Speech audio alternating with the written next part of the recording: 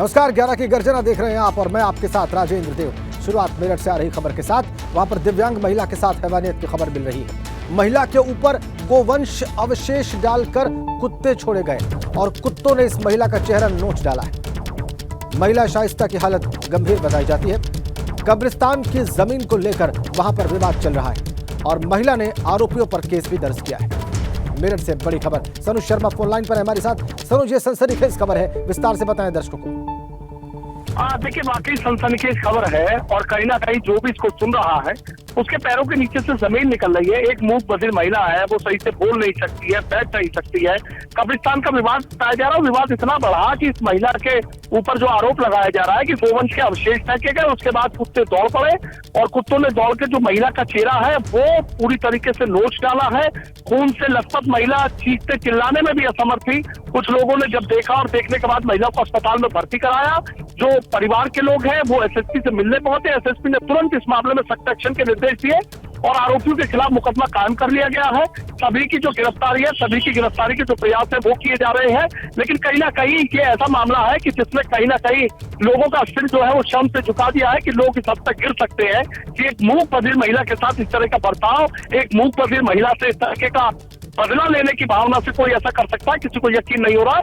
अब देखना ये होगा कि इस मामले में जो पुलिस है वो क्या सख्त एक्शन लेती है। महिला की हालत गंभीर बताई जा रही है, उसका अस्पताल में इलाज चल रहा है क्योंकि काफी चेहरे पर कुत्तों के नोचने के काफी निशान बताए जा रहे हैं। डॉक्टर्स लगातार मॉनिटरिंग कर रहे हैं और पुलिस भी सख्त एक्शन की बात कर रही है। धन्यवाद आपका सरोज। अगली खबर अंबेडकर नगर से है। यहाँ पर कोरोना सेंटर वार्ड भ्रष्टाचार की भेंट चढ़ गया। भरभरा कर बिल्डिंग का छज्जा जा गिरा और जिला अस्पताल में कोरोना सेंटर बनाया जा रहा है। निर्माण कर रही कंपनी पर भ्रष्टाचार के आरोप लग रहे हैं। कहा यह जा रहा है कि निर्माणाधीन भवन में घटिया सामग्री का इस्तेमाल किया गया और इसीलिए बिल्डिंग का छज्जा गिर पड़ा। अंबेडकर नगर से खबर, निर्माण करने वाली कंपनी पर सवाल उठ रहे हैं। छज्जा जाकर जब गिरा तो उसके बाद की तस्वीर आप देख रहे हैं। आरोप है कि निर्माणाधीन भवन में घटिया सामग्री का इस्तेमाल किया गया है और इसीलिए बिल्डिंग का यह छज्जा गिरा है। कोरोना सेंटर वार्ड का छज्जा गिर गया है अंबेडकर नगर में और उसकी आप तस्वीरें देख लीजिए। कोरोना सेंटर वार्ड बनाए, आप अनुमान कर सकते हैं कि कितना पुराना होगा, लेकिन इसका छज्जा गिर गया और इसीलिए आरोप बिल्डिंग जो कर रहे हैं लोग उन पर लग रहा है। जो निर्माणाधीन भवन में घटिया सामग्री का इस्तेमाल किया गया है उसकी बात की जा रही है। स्वाभाविक है, इस मामले में सवाल उठने लाजमी है क्योंकि अगर यहां किसी को चोट पहुंचती तो उसका जिम्मेदार कौन होता। निर्माणाधीन कंपनी पर भ्रष्टाचार के आरोप लग रहे हैं और सवाल यह है कि अगर हादसा होता तो जिम्मेदार कौन होता।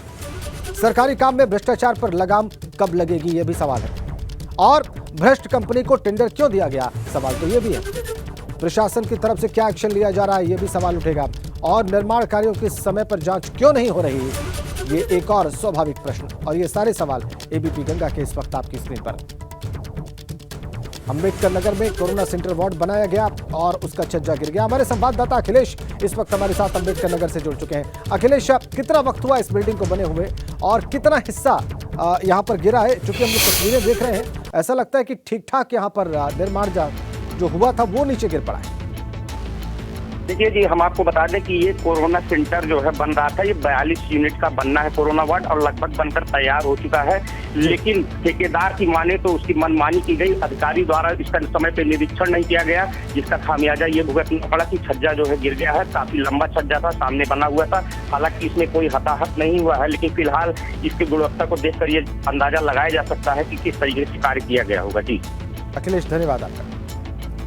काफी लंबा ये छज्जा था, काफी ये छज्जे का निर्माण आगे तक हुआ था जो भरभरा कर गिर पड़ा है।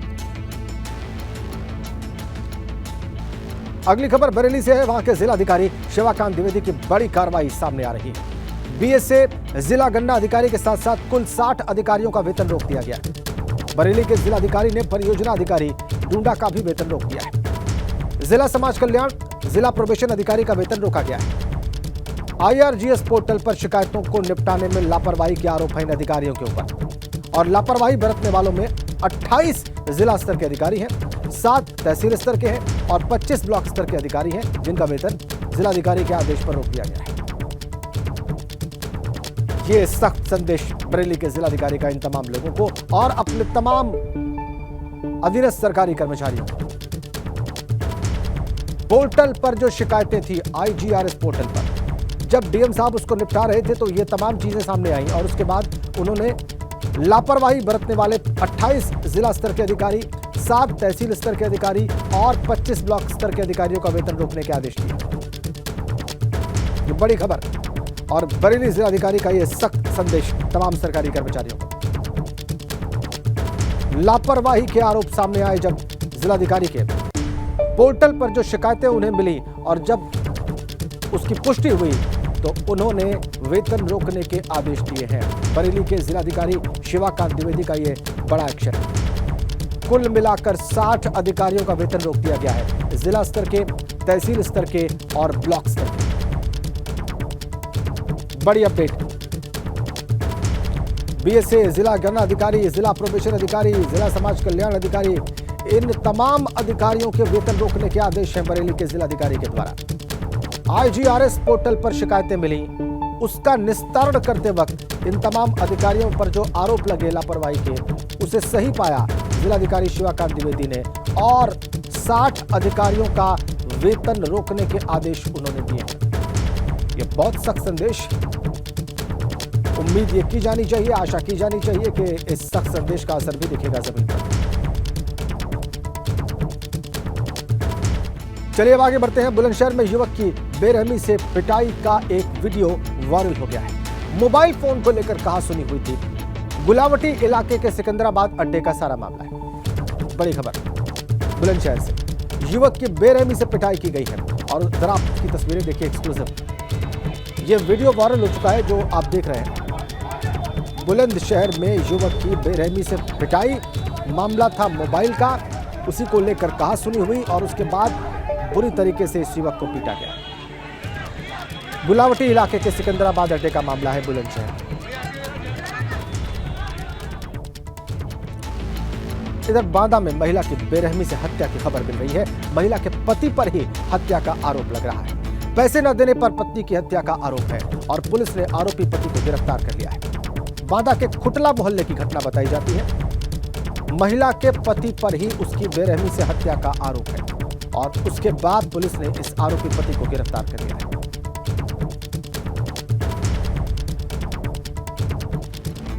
एक और बड़ी अपडेट मथुरा से है। गैंगस्टर हरेंद्र की 5 करोड़ 59 लाख रुपए की संपत्ति को कुर्क कर दिया गया है।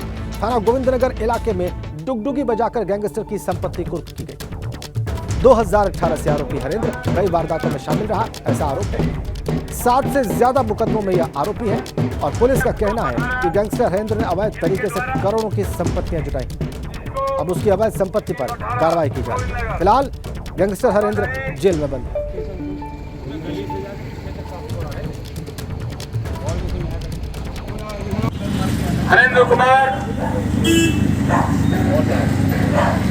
हरेंद्र कुमार पुत्र विक्रम सिंह निवासी F218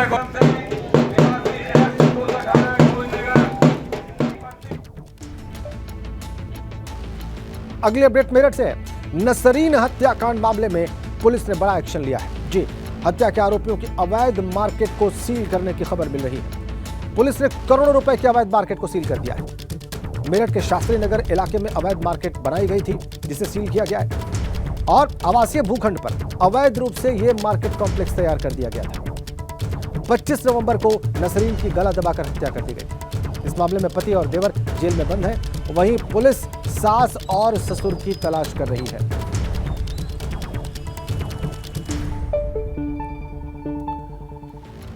अब खबर गाजियाबाद से है। यहां हिंडन नदी के खादर में आबकारी विभाग की टीम ने छापा मारा और कच्ची शराब के कारोबार का भंडाफोड़ कर दिया। टीम ने मौके पर भट्टियों को नष्ट कर दिया है, साथ साथ 80 लीटर अवैध कच्ची शराब को कब्जे में ले लिया गया।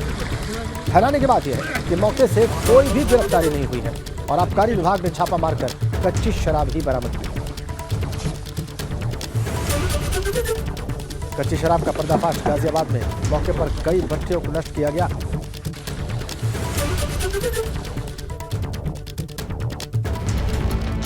अगली अपडेट बरेली से है। सड़क हादसे में 3 लोगों की मौत की खबर है, 3 घायल बताए जाते हैं। अज्ञात वाहन ने कार को जोरदार टक्कर मारी और कार सवार 3 लोगों की मौत हो गई, जबकि 3 की हालत गंभीर बताई जा रही है। कोतवाली थाना इलाके के बरेली क्लब के पास यह हादसा हुआ है। बरेली से खबर, वाहन कहां का था, कौन ड्राइव कर रहा था, यह समझ में नहीं आया अभी तक, लेकिन कार सवार 3 लोगों की मौत की खबर और 3 की हालत गंभीर बताई जा रही है। हादसा हुआ है कोतवाली थाना इलाके में बरेली क्लब के पास।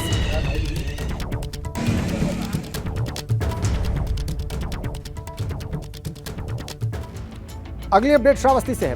तेज रफ्तार पिकअप ने बाइक सवार को रौंद डाला है। इस सड़क हादसे में बाइक सवार युवक की अफसोसनाक मौत की खबर मिल रही है। पिकअप बाबागंज से मलीपुर की तरफ जा रही थी और इसी दौरान बाइक सवार को उसने जोरदार टक्कर मारी। गंभीर रूप से घायल बाइक सवार को स्थानीय लोगों ने अस्पताल में भर्ती कराया है, लेकिन उसे बचाया नहीं जा सका। पिकअप में टक्कर मारी, सड़क हादसे में बाइक सवार युवक की दुखद मौत।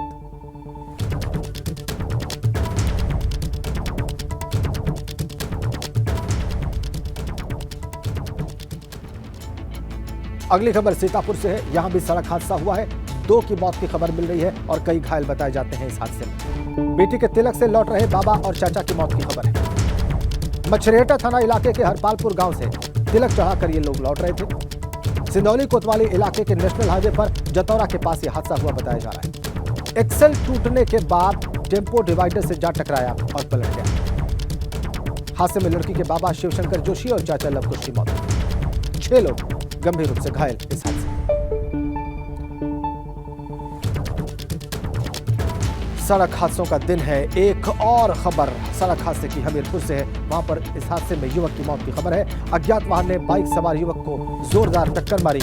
2 युवक इस हादसे में गंभीर रूप से घायल हैं। दोनों को जिला अस्पताल में भर्ती कराया गया। सदर कोतवाली के कलौली तीर क्षेत्र में अज्ञात वाहन ने बाइक सवार के सिर को कुचल डाला। युवक की सड़क पर ही मौत हो गई। बाद में पुलिस ने शव को पोस्टमार्टम हाउस भेजा। बेहद अफसोसनाक हमीरपुर में हादसा। और जैसा कि हम आपको बता रहे हैं, हादसों का दिन है। एक हादसा आगरा में भी हुआ है। वहां जवाहर पुल पर ट्रक में कार जा फंसी है। ट्रक और कार में भीषण आग लग गई। कार को 500 मीटर तक खींचकर ट्रक ले गया। कार में 3 लोग सवार थे। तीनों ने फौरन कार से निकलकर अपनी जान बचाई। आगरा में यह हादसा और ये तस्वीरें देखिए आप।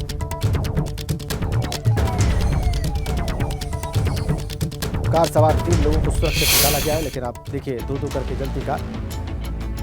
तो शहर शहर रफ्तार का कहर दिखाई दे रहा है। 4 अलग अलग तस्वीरें इस वक्त हम आपको दिखा रहे हैं। पहली तस्वीर बरेली की है। वहां पर शादी में शामिल होने जा रहे कार सवार युवकों को अज्ञात वाहन ने टक्कर मार दी और इसमें 3 लोगों की मौत हो गई। 3 लोग इसमें गंभीर रूप से घायल हैं। आपकी स्क्रीन पर दूसरी तस्वीर सीतापुर की है। यहाँ बेटी का तिलक चढ़ाने जा रहे परिवार की गाड़ी ही दुर्घटनाग्रस्त हो गई। इस हादसे में 2 लोगों की मौत हो गई, 6 लोग घायल हैं। तीसरा हादसा श्रावस्ती में हुआ। यहाँ पर तेज रफ्तार पिकअप ने बाइक सवार को रौंद डाला और बाइक सवार की अस्पताल ले जाते वक्त मौत हो गई। चौथी तस्वीर आगरा की है। यहाँ जवाहर पुल पर ट्रक और कार में टक्कर हो गई। कार सवार कूदकर अपनी जान बचाने में सफल रहे। ट्रक ने कार को 500 मीटर तक घसीटा। 4 हादसों की तस्वीरें। हादसों का शुक्रवार कह देने में कोई गलती नहीं। अगली खबर देहरादून से। बेरोजगार युवाओं ने फिर से एकजुट होने की कोशिश की है और जिलाधिकारी कार्यालय का घेराव करने की वो कोशिश कर रहे थे। मौके पर भारी पुलिस फोर्स तैनात कर दी गई। देहरादून से खबर। भारी पुलिस फोर्स तैनात की गई है। जिलाधिकारी कार्यालय का घेराव करने की कोशिश कर रहे युवाओं को देखते हुए भारी पुलिस फोर्स आप देख सकते हैं स्क्रीन पर। ये डीएम ऑफिस के ठीक बाहर तैनात। बेरोजगार युवाओं के इकट्ठे होने की खबर के बाद, फिर से उनके प्रयास सामने आने के बाद ये भारी पुलिस फोर्स की प्रेजेंस वहां पर है। और आप देखिए उन युवाओं को जो प्रदर्शन में शामिल हैं। कल युवाओं ने जबरदस्त बवाल किया था और उसके बाद ये सुरक्षा देखिए।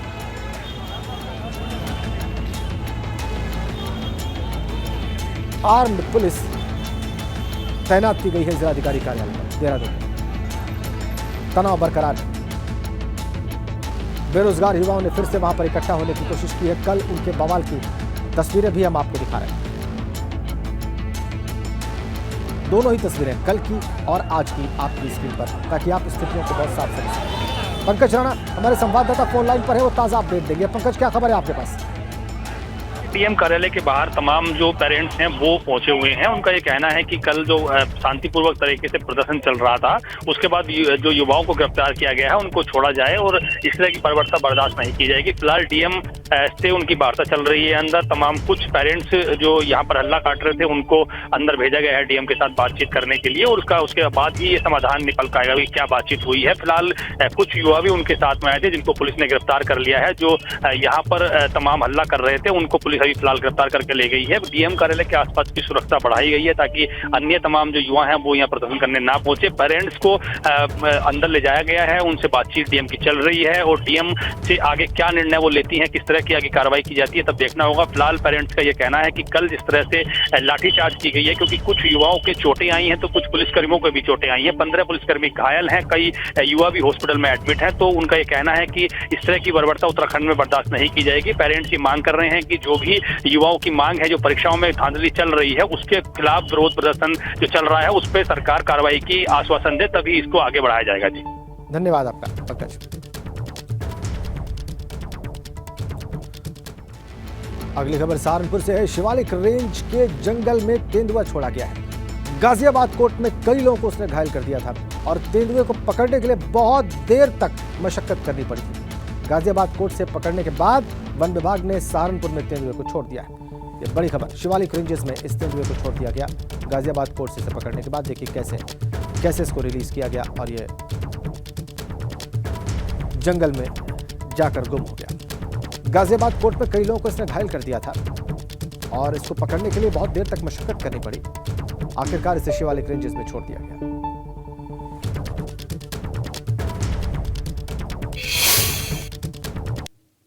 शिवालिक रेंज के जंगलों में इस तेंदुए को छोड़ दिया गया।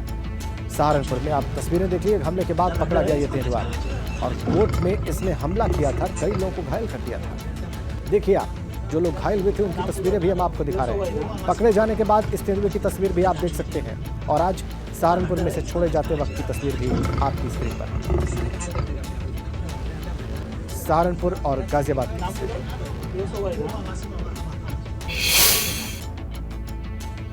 आगे बढ़ेंगे। अगली खबर मुरादाबाद से है। बस अड्डे पर बंदरों के आतंक से यात्री परेशान हैं। बंदरों की समस्या से मुक्ति पाने के लिए रोडवेज के अधिकारियों ने बंदरों को भगाने के लिए अनोखा तरीका अपनाया। बस अड्डे पर लंगूर के बड़े बड़े फोटोग्राफ्स लगाए गए, साथ साथ फायरिंग की आवाज निकालने वाली एक मशीन भी लगाई गई है और इस अनोखे प्रयोग का असर भी दिखने लगा है। अब बंदर दूर ही रहते हैं। अगर कोई बंदर पास आने की कोशिश करता है तो अलार्मिंग मशीन एक्टिव हो जाती है और बंदर भाग जाते हैं।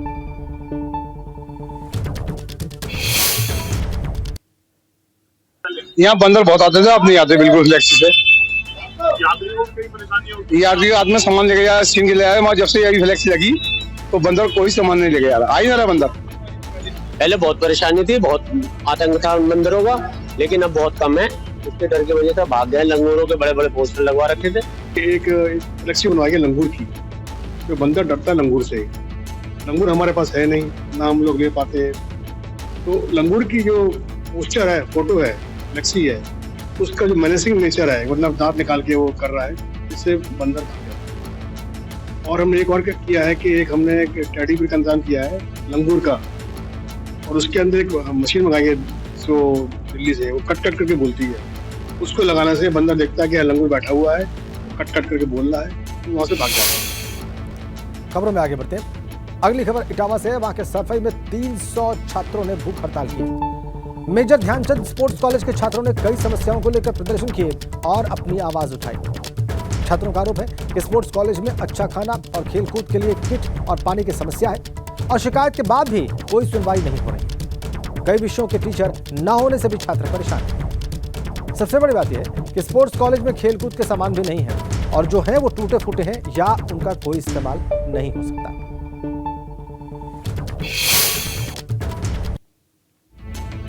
कॉलेज प्रशासन बहुत ही बेकार है, हमारी कोई सुनवाई नहीं है। यहाँ जब हमने ट्रायल दिया था स्पोर्ट्स कॉलेज में तो ये कहा गया था कि यहाँ तक 12th तक कॉलेज है। सर यहाँ 12th तक कॉलेज नहीं है। गार्जियन आते हैं, सबके बाथरूम साफ करते हैं। सर पेपर होने वाला था, किताब मिली तो क्या सफाई नहीं होती है? नहीं सर दूसरे के गार्जियन आके सफाई करते हैं। सर गार्जियन आते हैं, सफाई करते हैं टॉयलेट की। खेल संबंधी कुछ तो नहीं मिल रहा है और सर हॉस्टल में साफ सफाई भी नहीं है। सर 2-3 बाथरूम ऐसे पड़े हैं और सर टॉयलेट करने के लिए कुछ भी नहीं है। यहाँ पे आज तक खेल सामग्री कुछ नहीं मिलती। 1 साल हो गया, आज तक बस ये ट्रैक सूट मिला है बस, उसके अलावा कुछ नहीं मिला। अगर इनसे पूछते हैं कि कब मिलेगा, टेंडर पास हुआ है, ये हुआ है, अभी जूते बोले जूते कब मिलेंगे, प्रिंसिपल के साइन नहीं हुआ, ये नहीं हुआ। ये बात मेरे संज्ञान में आई थी कि कुछ बच्चों ने खाना नहीं खाया है, तो मैं मौके पे आया था और इस संबंध में बच्चों की कुछ शिकायतें हैं, जिसके संबंध में हमने एक 5 सदस्यीय टीम गठित कर दी है। वो 3 दिन में हमको रिपोर्ट देगी और जो भी उनकी समस्याएं होगी वो 1 सप्ताह के अंदर हम उनको निस्तारित करेंगे। इसी खबर के साथ 11 की गर्जना में फिलहाल इतना ही।